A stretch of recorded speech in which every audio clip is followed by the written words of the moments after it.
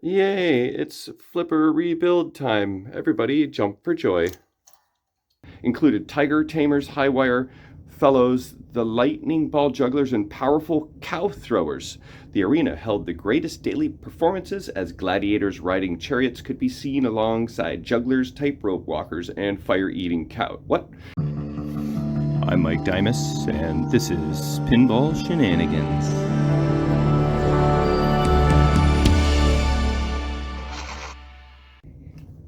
Okay, I'd like to tell you a little story, a little folklore, a little history, a little bit about Cirqus Voltaire himself. This was actually originally going to be called Circus Pirates, and I think there was some other name, but that one didn't stick.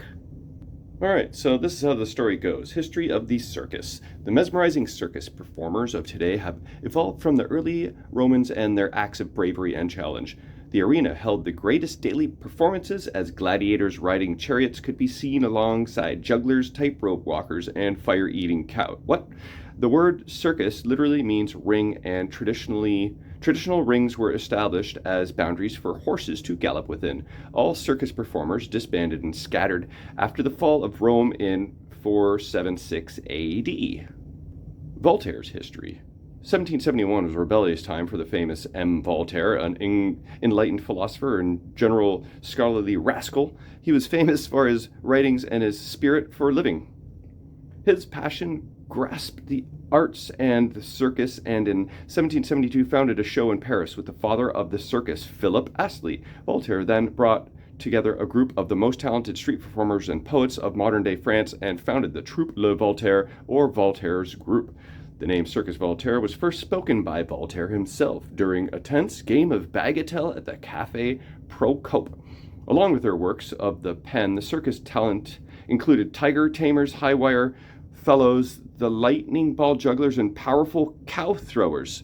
The Circus Voltaire had the most marvelous acts of bravery and passion, the same that willed France towards revolution in 1789. The rest of the story and passion is, well, to be played by you, so come join the Circus Voltaire. Alright, in this episode, we're going to do some real fun stuff. Rebuilding flippers. Boo. Not my favorite thing in the world, but 'tis a necessary evil. These flippers probably haven't been touched in many a moon, so without further ado, let's just start tearing crap apart. Okay, here's my go-to flipper rebuild strategy. Cut the wires off of the end of stroke switch, and then just unscrew the coil stop, leave the coil hanging. We'll give that a clean at some point. The area on the playfield is actually pretty clean. It's usually a little dirtier than that. So then I bring everything to the bench, take everything off the plate. I haven't really noticed anything too horrible, you know. The coil stop's got a bit of wear. It's not too bad. I've definitely seen worse. Plunger and link assembly. That link ain't even all that bad. The sleeve, definitely bad. And the end of stroke switch might be okay in case of emergency. But here's the bushing. It's old and brittle. So, nothing too deplorable, but at some point soon I have to bust out my friggin' ultrasonic cleaner. This might be a good candidate for that, right? But now is not the time. I'm just going to give this a quick little hand cleaning and then start putting on all my new parts. Why is everything psychedelic? Ah, my headlamp. Okay, so have a look at this. The plate is all cleaned up. I've got my new end of stroke switch. I got a question for the world of pinball. Why do flipper rebuild kits do not come with bushings? Why do they not come with bushings? how much do you think this costs for a pinball distributor or parts supplier to stick a couple of these in the bag? 4 cents? Maybe 8? Maybe a whole 30 cents each? Maybe $1 each? But why? Why do these not come in a flipper rebuild kit? Fortunately, I found this bag. I think I used this on Congo. And on these bushings, there's actually a number. 3A767568. You plug that in to the interwebs, and 0357568 is your nylon flipper bushing used in all Williams pinball machines from 1980 to 1999. There's a few different part numbers there, so therefore I know it is gonna work. So we got a new bushing, got the spring connected, got the plunger and link installed just sort of to show that's how this is all gonna go. And the stroke switch is gonna close nicely. Got a new shiny coil stop, and it even comes with new screws and lock washers. So now I'm going to install this bad boy and show you what it looks like. Oh, and Rob Vieira, if you're watching, just saying, I know you like that kind of stuff. All right, flipper number 1 is all installed. Got the end-of-stroke switch wired up and soldered on. From what I understand, it doesn't really matter which wire goes where. So if you forget, don't worry.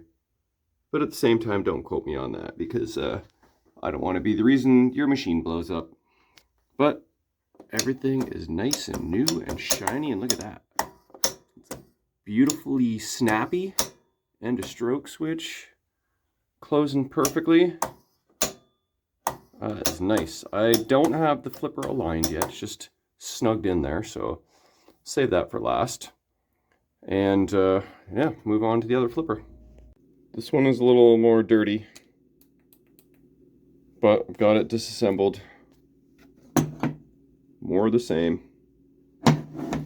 Nothing really too crazy to speak of in terms of wear and tear. I mean, I don't think these are the original 30-year-old parts. They would most likely be a little more beat up than this. This and a stroke switch is kind of slimy and green and sticky. I don't know what that's all about, but it came apart on me. This bushing has a bit of a glossiness to it that's not actually wet. I wonder if it was broken and someone tried to crazy glue it or something. Who knows? Oh, I got a screw left in there.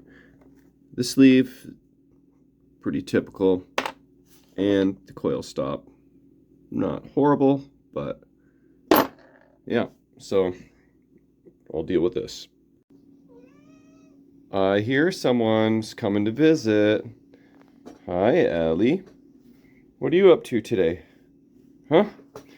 Do you just want some pets? Yeah. Oh, does that feel good? Why don't you try and jump up here? Get some more pets. Alright, well, I'll let you be on your merry way. Thanks for the visit. Alright, flipper number 2 is all put together. Nice and shiny. And it's doing its thing. One last tribute to Rob Vieira. There you go, buddy. Hope you enjoy. Okay, flipper number 2 is installed. Oh, I gotta stop doing that to you. And it's looking good. Everything's all snugged up, tightened up, cleaned up, and snappy, and good looking too. So that wasn't so bad. I guess, you know, this is gonna probably be a pretty short episode, like 10 minutes at this rate.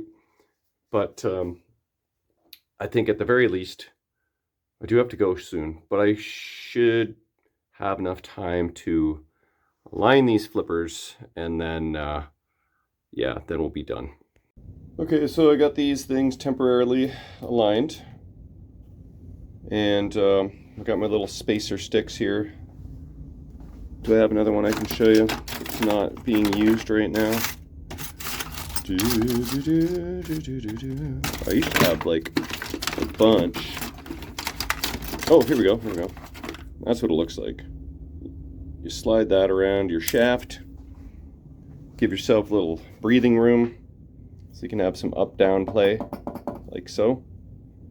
That, not as much. But once I remove this, then I will. I had to give this one a little more play because it wasn't very snappy. It was like not aligned very happily, so that one just needed to come up a little bit more. Maybe I'll do the same on this side. Just lift this up even another smidge, but I've got them just ever so slightly tightened. And you're supposed to technically like stick a toothpick in there and rest your flipper bat up against the toothpick, but you can just eye it up. That's what those holes are for. I'd say that looks pretty good. And down position wise, they look pretty darn good to me. Up position wise, maybe the right guy needs to come up just a tiny little bit here. That's too much. It might be better. Yeah, I think I like that a little better. It's harder to tell through the camera. So once I got them lined up like that, then I just crank on them and hope they don't move on me. Alright, I fired up a game just so we could test the flippers.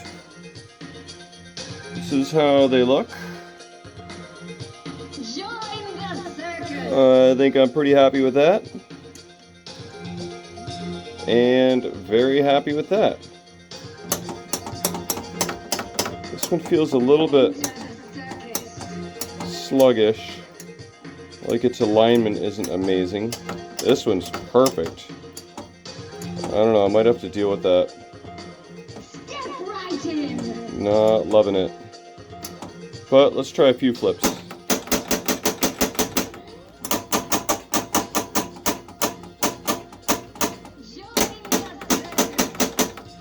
Let's try and use my leg here and check the alignment like that.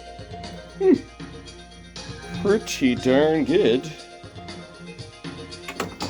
So, other than this just not being quite as happy as I want it to be, like this is just a little bit, just moves a little bit easier. This one is a little bit more resistance.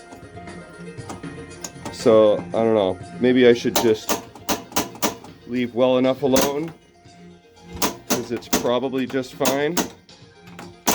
But, yeah, wait, is that me? Okay. Yeah, I should check the end of stroke switches too while I'm at it. But anyway, I'm pretty happy with that.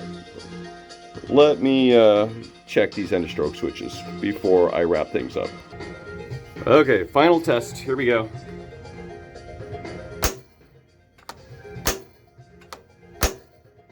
I'd say that's working well. Aligned nicely. And this guy here.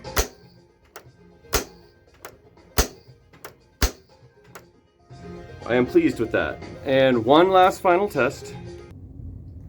Okay, we're going to do a switch test just to make sure these things are actually wired up correctly. So let's turn up the volume here. No, that's just testing the switch. So let's see if you can hear it. That works. And that works. All right, we're good to go. Flippers are rebuilt. If I find that this becomes an issue or bothers me just OCD wise, then I may deal with that. But you know, I really shouldn't mess with it because everything is so happy right now. And yeah, I think I'll just leave it at that. So that's the end of this one. We'll see you on the next one.